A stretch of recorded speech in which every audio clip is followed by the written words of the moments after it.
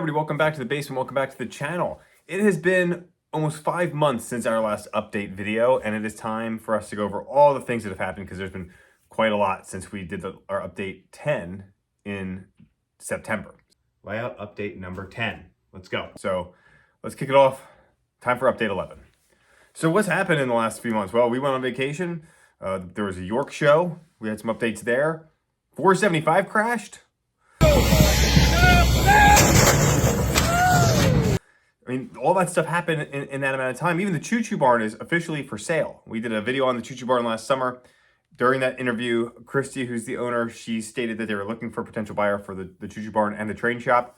It's officially out there now. That news is more broadcasted out there that they're looking for a buyer for those properties. So lots of exciting things have definitely been happening. So, you know, where are we at? Well, we've been traveling a lot. We added a new series called the Hobby Shop Hop. I've been able to go all the way up to visit Train World on Long Island. Went to visit my buddy RJ up there. Heck, even JD Stux has started adding scenery to his layout. To start scenery. Aww. There. Well, all right, maybe not so much on that, but you get my point. It's been a while. So what's been going on here on the layout and what's been going on with the collection that we have here at Chris's Trains and Things? And so I thought we'd update everybody and we can go over that right now. Let's check it out. So starting off, I picked up 2 of the Lionel PRR SD45s. Now the one that you see here is the Super Base unit. We also have a powered unit as well that's currently up on the upper level with some coal cars as we film this. But I purchased these at York from Grzybowski's. They're 2 awesome models. So just like everything that we would expect from Lionel, it's got the Bluetooth control, legacy control. You can run them conventionally. It's got electric couplers on the front and the rear. These have the kinematic pilots on the front, so it provides a little bit more realism, but also does limit their curves. I did a review on these. You can check that out as well. Next up, we acquired this new Legacy Daylight Cab Forward from Lionel. Now, I grabbed this at York also, purchased this from Mr. Muffin's Trains. He had 1 left on Saturday and brought the price down to a point that I felt comfortable grabbing this. I had a Cab Forward previously, just the regular black one. I sold it years ago, I believe, to get the Vision Line GS. And so I've kind of always missed having that other articulated engine, so I was happy to grab this. Now, I also have all 10 of the Daylight 21-inch passenger cars that Lionel's put out. I was able to purchase the rest of those from my buddy Johnny. So really happy to have just a really long consist of Daylight cars to run with this and with the Vision Line GS4 as well.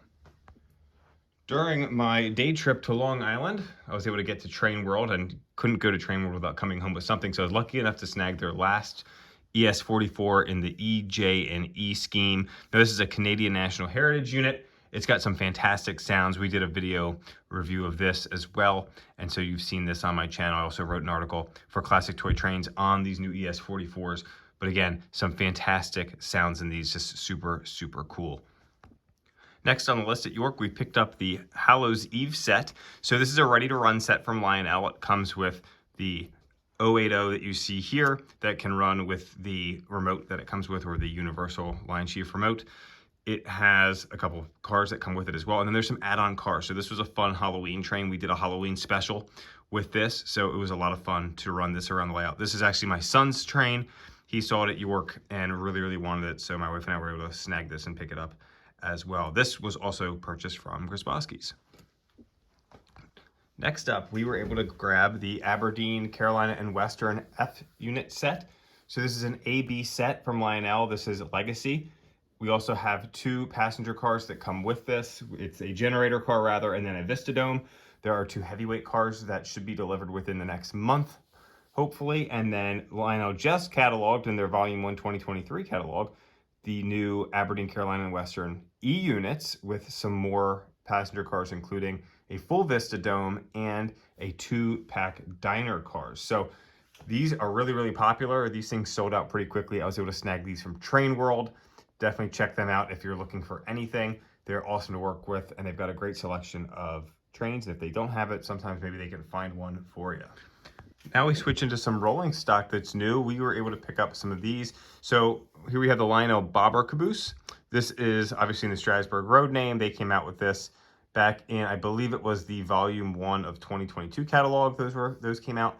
And then we also have the Strasbourg snowplow. Now this is an Atlas model. This is ex-MTH tooling, so it's Atlas Premier. And the Strasbourg 66 was a custom run that we did through the TCA. And this is one of 100 made. They sold out pretty quickly, but this is a really nice model as well. We just did a video on that for the channel. Now that's not it for rolling stock that we've purchased over the past 5 months. We've grabbed some pieces here and there and so forth. But we're not going to hit all of those things. I just wanted to include some of the highlights. Some of the other things that I've been able to purchase, I believe I've acquired a couple cabooses other than the Bobber caboose, another Wheeling Lake Erie. Picked that up from Trains and Things in Ewing, New Jersey. We were able to pick up an Atlas short like bulkhead flat car. Picked that up from Nicholas Smith Trains back in December or so. So there's a couple other things here and there that we've been able to grab. Also picked up some add-on cars for the kids sets. Plan on doing some reviews on those. But there's some other things that we've done in general. And so before we get to the layout updates, let's talk about some things that we've just changed in the train room over the past 5 months.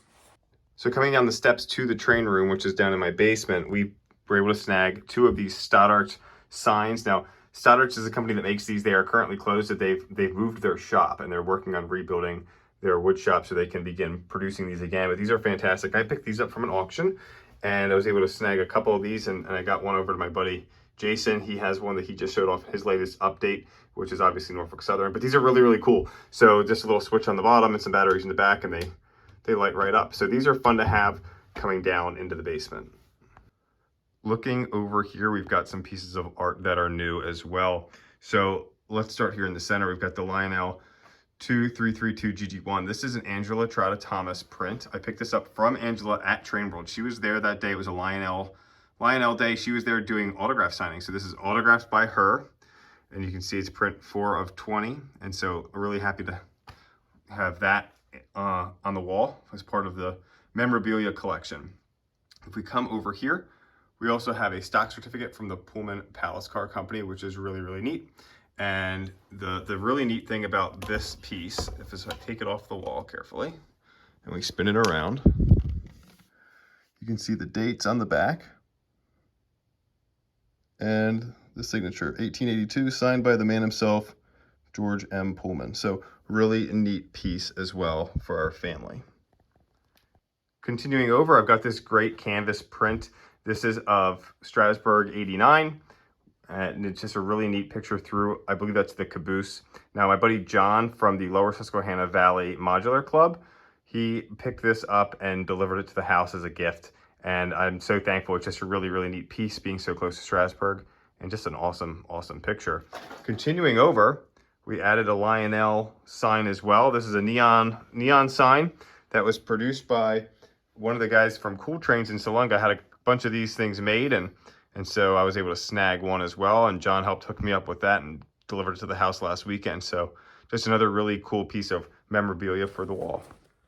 So there's some things around the basement as well, but let's talk about the layout itself. There's a lot of things have changed. As you know by now, following my channel, I tear things out, put new things in, tear things out, put new things in. And the last time we did an update, I had just torn out the center scenery of the layout. I had moved the station to where it is now and began to build that area up, but there really wasn't much there. So we're gonna look at some of the details that are happening over there.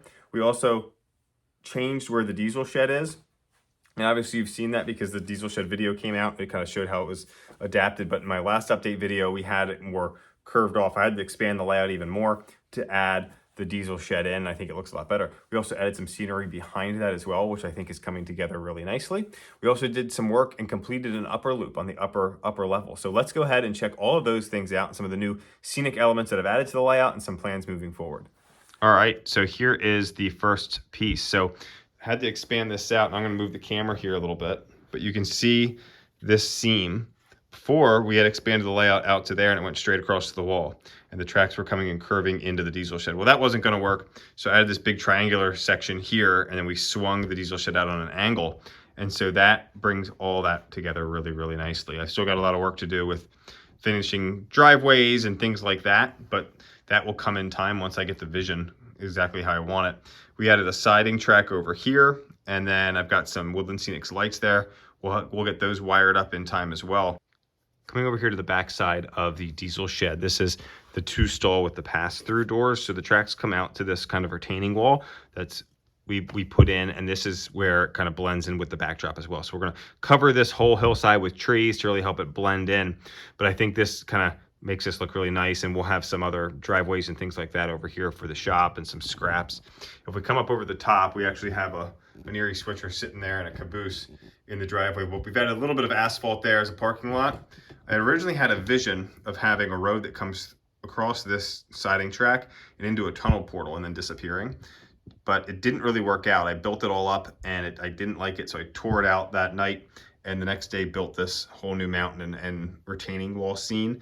And I think this looks a lot better. We just have to finish some more trees, and by some a lot, to kind of cover that hillside. But I think that looks really, really nice. And when we come over here, one of my favorite shots that you've probably seen in a lot of my new videos is pretty much from this perspective of trains coming around that curve behind the roundhouse with that mountain in the background. So we'll continue to work and let this scene evolve over time. Not much has changed at the roundhouse itself and the turntable. I have been getting some questions. This is a Millhouse River Studio turntable. So this is the 28-inch version. Millhouse River Studios offers a slew of options for turntables. I believe you can go down to a 24-inch and all the way up to a 36-inch. I went with 28 just because of the real estate that I have on my layout. It does a great job. You've probably seen in some of my videos that I've got an indexing system. So if we pan down here, you can plug all your tracks in and code them into this. So you just type in like track 2 and it just automatically indexes to track 2. I also have my whisker tracks all separately wired. Just that's how I have my layout kind of designed. So we did rerun some tracks into here. We'll talk about that in just a second. You have some options with these turntables as well, with the arch, as well as, you know, cab, lighting, all that kind of stuff. And those details are only getting more and more plentiful, if you will. Now, they offer things more than just turntables. Millhouse River Studios offers a transfer table. I would love to add a transfer table to my layout. I just don't have the funds to do that. They also have some coal tipple, I believe, and some coaling towers they're working on. So plan to connect with Alan from Millhouse River Studios at York here in April, and maybe we can do some videos on some of their other products. All right, let's keep going. So if we look at the roundhouse section itself, we've done some changes over here. Not the roundhouse, but the engine facility. So we've rerouted some tracks and we've added the coal tower as well. So I'm going to use my stick here to kind of point these things out. So this switch here used to have a track that would curve into the turntable right next to this other track. What we did was we rerouted that, and we took this switch and we just have another curve that parallels that long track that has the shark nose diesels in that single engine shed, which allows that coaling tower to actually do its job. I really like the way that looks. I think it really helps complete the scene. If we actually look behind that, you'll see a switch right here. Now this was originally an 072 switch, and it was a bad track design on my part, but diverging was the main line. So the train would come up and it would diverge on that 072 switch and then follow the main line. If it went straight, it would actually go up to the upper level. Now, that worked for 99% of the time. However, whenever I had an engine with 10 drive wheels, specifically my old J1A, it would actually short out on that 072 switch. So I've been meaning to get rid of it before 90 comes in. And so we took it out and I replaced it with a Ross number 8. Now the Ross number 8 is a gigantic switch. It's huge, but it does a really nice job for trains to come through there at a high speed and diverge off to continue on the main line. It's the best that I could do with how poor my track design was, that a diverging switch is actually continuing on the main. Now we're going to continue along here back into this new town. So I've added some new concrete roadways that go up into this new town. We've added some buildings and trees and ground cover and fencing so we can get a little bit closer here. So this is a downtown deco building here. This is the First Timers Bar or Tavern. And I've added a bunch of figures and some just trash cans and skunks and a kid skateboarding there. That'll all get adapted over time. We've also added some new fencing there with some details on it. And then if we continue along this road, we've got a lot of empty spaces that haven't been filled in just yet, but we've got some more buildings up here. Let's go check those out. So here we have 2 Woodland Scenics buildings and then another downtown deco building. And the Sam's or Smith Brothers TV and J. Frank's Grocery Store obviously are Woodland Scenics buildings, and then we have our plaster kit there. Now those plaster kits are fun. They are a little bit time consuming because you have to do all the painting and assembling, but I think they look really, really nice when they're done. So I'm really happy with how these have come out. I'm hoping to find some more that will fit in these spaces. I've got a lot of a more narrow space in between the track and the town here. So I'm not exactly sure what I'm going to do there. I'm sure I'll come up with something in time. What we do over here is we added the Woodland Scenics light system here. And then I've got a Woodland Scenics truck. When we fire the layout up here in a minute, you will see all of that stuff operating. As we continue, we've got some company houses. These company houses are from TW Trainworks. They offer a kit that comes with 3 of these. I've got 2 of them built so far, and I am really, really pleased with how these turned out. I wrote a review on this kit and the assembly process for Classic Toy Trains. So stay tuned. Hopefully that will get published at some point soon. And then I built just kind of an old, overgrown playground here as well.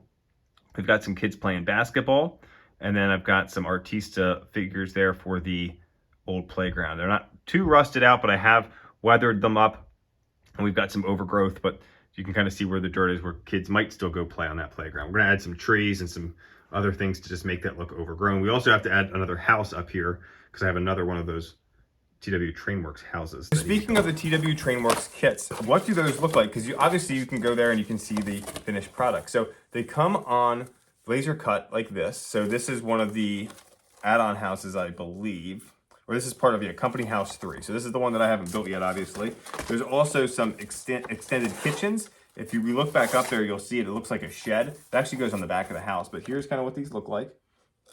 All right, so really easy. It's just, you're just gluing these up, super gluing and zapping them, but you want to make sure that you paint it first. I go through that in my review for Classic Toy Trains, but they're really nice kits. TW Trainworks does a really great job. This is the first time I've used any of TW Trainworks products, and I hopefully can partner with them to do a couple more things, because they're really, really nice kits. Continuing along the layout, here is our hobo boxcar. So what I've done is I've created a hobo scene here. So we'll try to give you a better view of that. So what I've done is I basically took a piece of Atlas track that I had and I weathered it and put it in place there. So it's next to my 2 main lines, and it's supposed to look like an abandoned spur.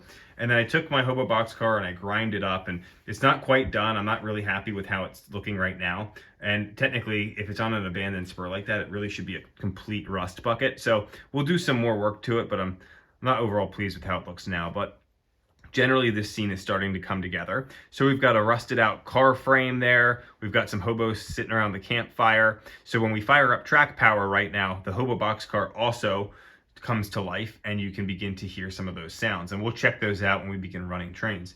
Now, I've got a greater vision for this scene as a whole, so it will continue to evolve and come together over the next couple weeks. I'm waiting for some parts that will really help make this look really cool. So I will do just a video on the hobo scene later on. We'll dive into how I made it and how it's all wired up once it's done. So here is the hobo scene with the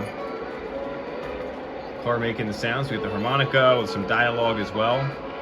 Just creates a really neat element as the trains are going around the layout. And again, that'll continue to adapt and get even better over time. While we're over in this area, this is still pretty bare over here. I usually, and I've said this before, I don't try not to do too much scenery until I know exactly what I want something to look like. I have an idea for this. This is part of a reversing loop line here, but I bought some things here from Narrow Gauge Model Railroading. And so I've got this old company house. I'm thinking of trying to make this look like more of a transfer building. So again, this is just going to be laser cut wood, and we'll get it painted and glued together.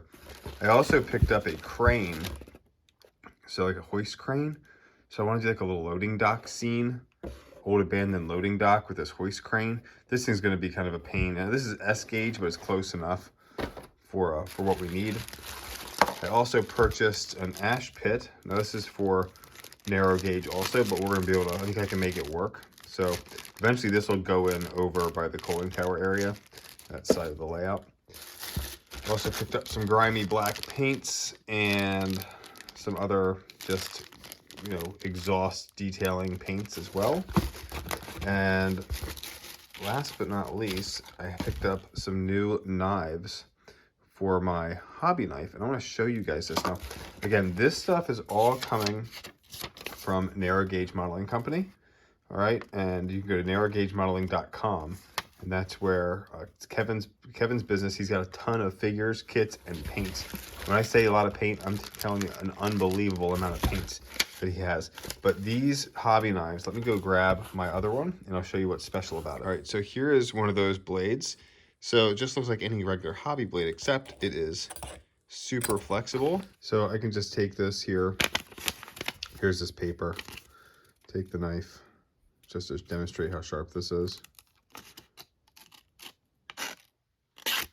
I mean, without a problem, it's just going to cut right through whatever you put at it. You know, it's going to go right through that cardboard, but it is super flexible, which makes it really, really useful when you're cutting some things out, or really anything else. So just a really neat blade. So again, narrow gauge modeling company is where I snagged that from. Check them out. I got all this stuff from Kevin. Continuing down here to our town, we've added the Woodland Scenics traffic light system. So if we come over here, you can see that green light there. Okay, obviously the other light's facing the other way, so you can't really see it. We're gonna move those around. That pole should be on that side of the street, you know, so there's some work that needs to be done there to change those around. But overall, I really like those new Woodland Scenics lights, and there will be a short video for trains.com on those here shortly. So the biggest change probably for the layout has been this upper level area. So this was a reversing loop. Trains would come in, there's a switch there, they would loop around. This is all 072, and then come across the bridge and go back out, which was great for having a reversing loop. The problem was it was useless when you're running trains on the lower level. Trains would pretty much just sit up here stagnant because they couldn't reverse and just go back down to the main line, and they do that one time and that was it. So I decided that I wanted to make a continuous loop up here so that you could have a small train running throughout the running session. And so that's what I did. So I added an 072 switch here and another one over where that tank car is. And now we have a continuous loop. Now there's some straight sections on the sides of this as well. So it's not just a circle, it is an oval. It's small, it's not as big as I would love it to be, but it does allow you to run a continuous train up here. So we can have one closed loop here, and then we've got our two lower level loops that you can run some long trains or a couple trains on each one if you're paying attention. But it allows for just another small train to run, which creates a great scenic element, especially when it's coming over across here by the tunnel portals and some other trains are coming out. You can get a really cool view. Now, what's the issue with this? Well, I had to kind of abandon my siding here. So you'll see where that crossing is. So I'll give you a secret. It's actually not a crossing. I tried to put a raw 60 degree in, wasn't gonna work. So I just couldn't get the geometry to work for me to keep the curves at 072. And so what I did was I basically just completed the loop and then have the track going right up to the other one. So it appears as though it's a crossing, but it isn't. And I honestly never used this for switching trains out anyway. It's really all just there for the scenery purposes. So not ideal, but it's gonna work for now. And then maybe at some point I can get a custom crossing put in there so it'll be a little bit more purposeful. But right now, this is just another nice element to have here on the layout. Now I do have to complete the mountains here. I started them a couple weeks ago and then it just kind of came to a screeching halt. So I moved this H&H feed mill up here for now, but eventually this mountain will continue around and close that off, and that'll be a nice full scene when that's all said and done. All right, so that is everything that is new here on the Pennsylvania and Pacific Railroad. Thank you, Long, for following the journey. Lots of things are always changing here, and we've been able to acquire a lot of new things, and we've sold some things as well. So there's some trains that we've had before that are sold. There's some that are actually listed for sale that you'll see, that you've seen on the layout or in the collection. So we'll keep things kind of rotating. We've got some pre-orders coming in soon, so I'm really excited about that. Some big boxes, which will be pretty neat to see once they get here on the layout. We'll get that content out to you as soon as we can. So we're going to end today by running some trains. Thank you all so much for watching. If you haven't, please hit that subscribe button. We really appreciate that. Leave me a comment. Let's interact. We just hit 6,000 subscribers not all that long ago, and I will be doing a 6,000 subscriber live stream. So I'll have an announcement of when that comes out, when we have that planned here shortly, and then we can interact maybe during that live stream event, and we will have a giveaway for that 6,000 subscriber live stream also. So thank you all so much for watching. Let's run some trains here on the layout. Have a great day. Take care.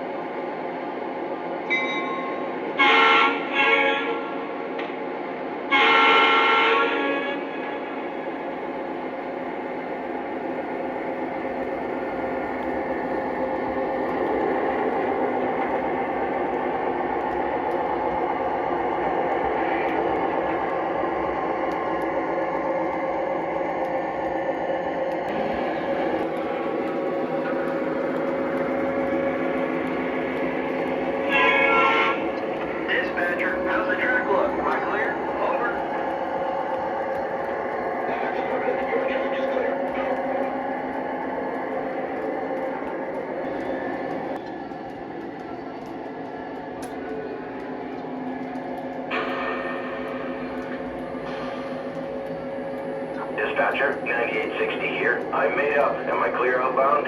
Over. Yes, 9860. You are cleared. On to the main. Over. Roger. All clear. 9860 out.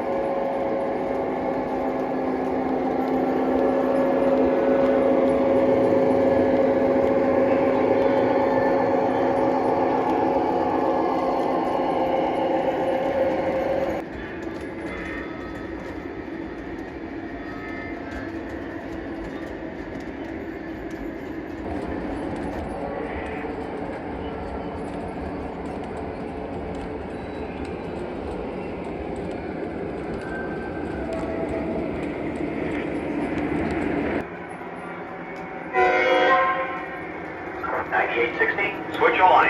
Clear into the yard.